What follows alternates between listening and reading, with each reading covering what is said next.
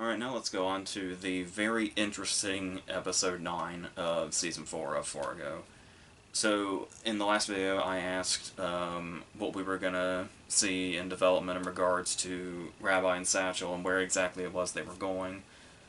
As far as where they're going, we kind of got hints at that before when Calamita was looking around, but it's this whole. What's interesting about this whole thing is how it almost feels like an intermission of sorts in regards to the season itself, where it's like obviously everything here is entirely connected to the ongoing war and all the other things going on, and is directly from certain points of the story.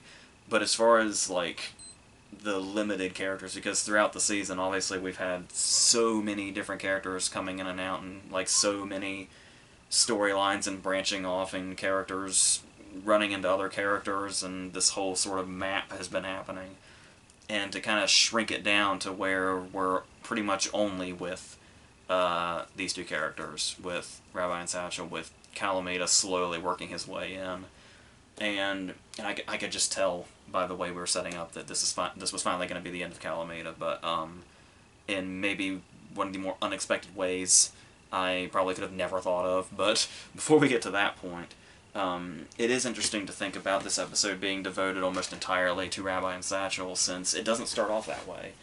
Where we start off with Loy's guy, who's apparently already gotten a member of the FADA crew or whatever, and it almost seems like this is the direction we're headed. Which obviously everything's in black and white now as we kind of go into this really great shot where we literally go inside of like a true crime book. So it's like it's basically the black and white almost makes it feel like we're just literally watching like, you know, a page in history or crime history in particular. Almost like something really major that's going to go down generations of crime or whatever you want to call it. Is what we're going to be witnessing. But so as we see these two interact and they go to the gas station, and it goes into this whole big the opening for this one is, I think, I want to say like 12 minutes or something.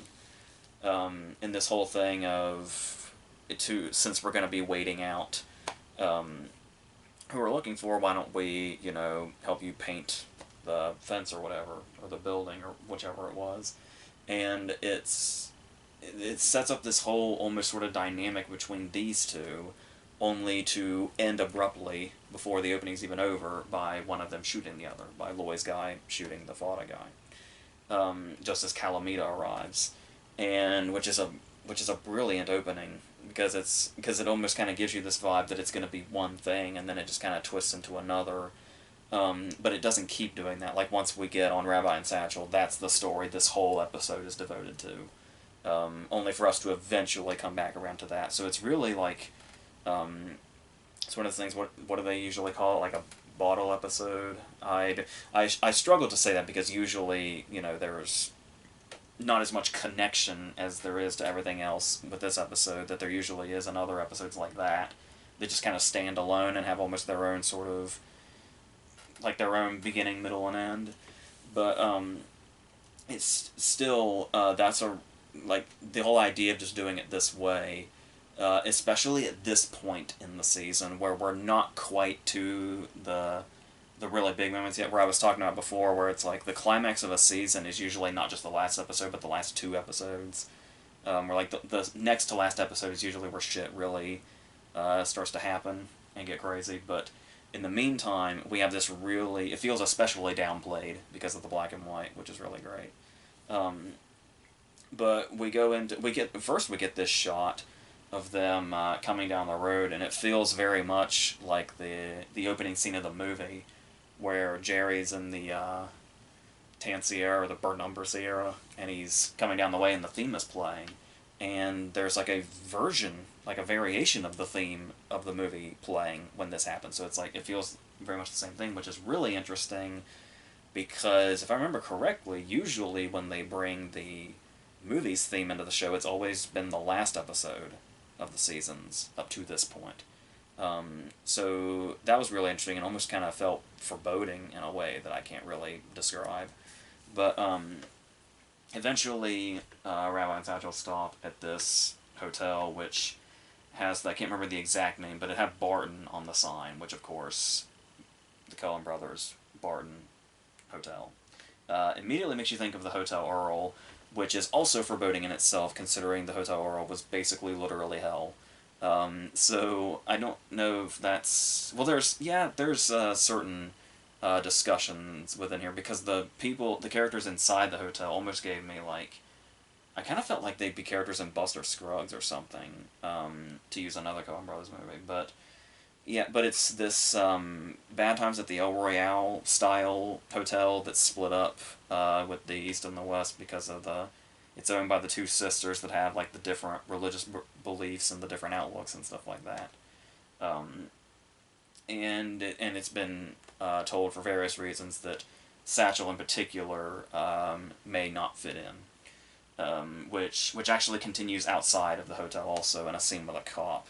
But despite all that, before we get into all the other stuff, there is some sort of heavy symbolism where like in some cases there's a lot that's like really debatable, and that's kind of the fun of this show, is all that stuff that throws in, and you can almost debate the symbolism and what it might actually mean, and there's usually multiple possible ways it could go. But this whole billboard thing is pretty heavy-handed. The future is now a billboard, and the idea that, well, for a number of ways, but the first one that came to mind was the idea that it's incomplete when he gets there, and of course Rabbi is weirdly freaking out about this, the fact that the billboard's incomplete.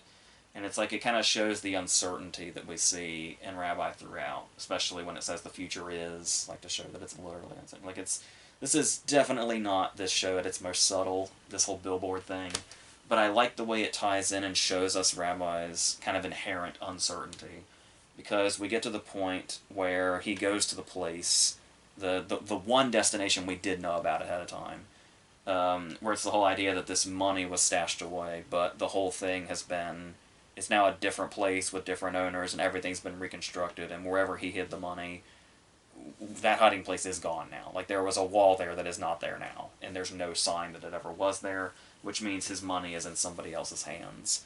And, which is a little weird, because, I mean, they do have this line where, this sort of poetic line, I guess, where Rabbi says, it's naive to think that the world would stay the same all the time.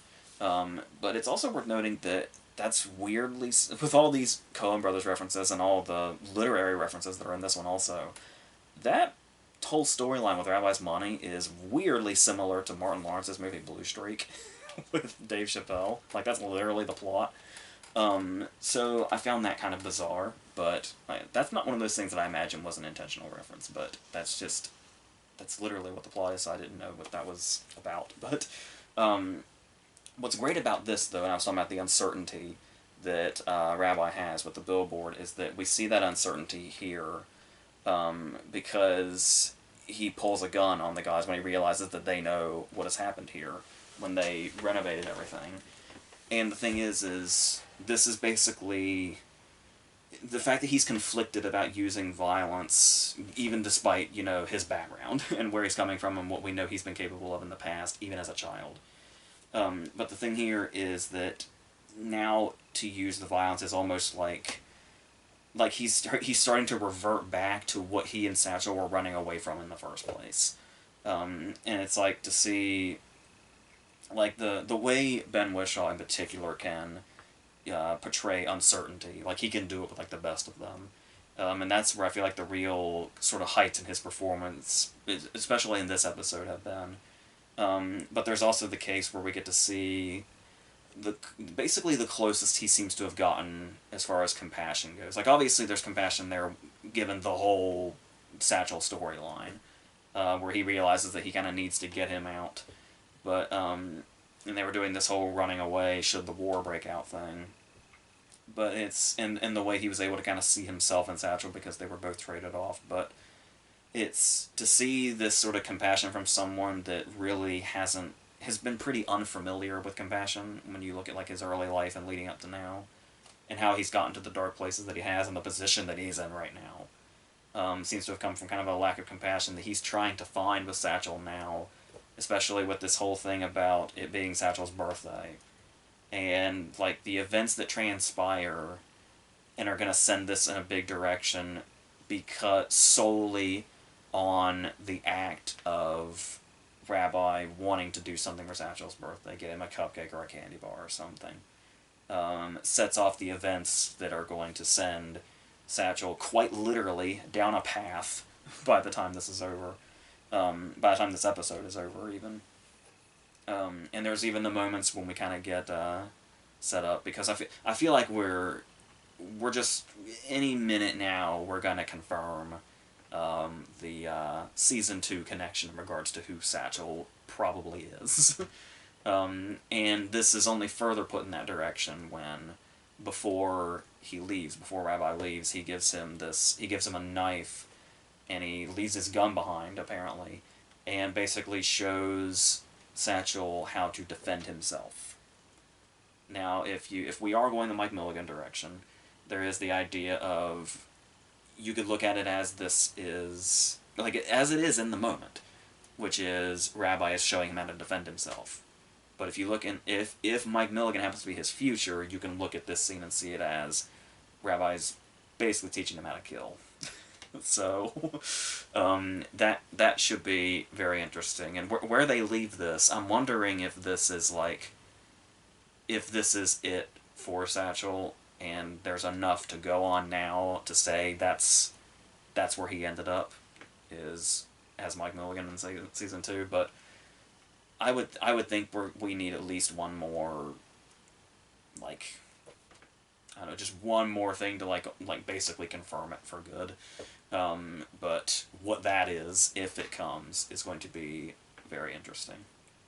So the only thing that keeps coming to mind is if he's gonna go back to Loy, but not as his child. If you get what I mean. Given that Loy traded him off, and then everything that has happened has happened. I feel like if Loy sees Satchel again, that could be, even with everything else going on, that would be Loy's downfall. So we'll see. But before Satchel walked down his path alone, something else kind of big happens in this episode when Rabbi goes out to look for something for Satchel's birthday. And as I mentioned before, when I was talking about the potential death of Calamita, which I've been waiting on, and there was also, like I was talking about before in the last video, where I feel like all these characters that were involved in any sort of crime whatsoever are going to have a downfall. And it's inevitable the Rabbi is going to have some kind of downfall. Yeah, this is not what I would have predicted at all. Which is fun. As long as it's not too ridiculous, it's always fun when it's very far from anything you would have guessed. But unless you kind of got the whole... Because I wasn't really getting... Because obviously, eventually, when it's all said and done, the episode goes back into color in a very Wizard of Oz kind of way. And complete with the tornado, it's clearly a Wizard of Oz thing. But I wasn't really getting the Wizard of Oz vibe, like, the whole time. So it's like, if I knew the episode was going to transition into color at the time that it does, maybe one could have predicted a tornado coming through and killing 3 major characters at the same time. But yeah. But the thing here, though, is that it might seem kind of out of nowhere and over the top, if you're not quite, on the Wizard of Oz thing yet. But there is also something, like, really poetic and tragic about the way it's shown. Like, I feel like if you were just to describe what happens, it would just sound ridiculous. But when you actually see the way they executed it, it's extremely well done. Like, it's shockingly well done, given what is happening within the context of everything else that's happened up to this point. But at the same time, we have seen, not only with this, potential death figure walking around, but in previous seasons, we have shown that this show will have those moments where it gets, like, where something so incredibly over the top will happen. I can't help but also wonder if it's a little bit of like the very end of A Serious Man, if that's coming in also. Because that's what I talked about, was I was getting a Serious Man vibes from the very first episode, like, as far as, like, the tone. like a Serious Man / Miller's Crossing put together kind of thing, is what the first episode felt like. So this, yeah, surely would have been inevitable, I guess. But there's another thing that kind of makes it, because that in itself, the tornado, gives it the very storybook like quality. But of course, the other storybook quality involved in this is the Goldilocks discussion at the dinner table at the hotel.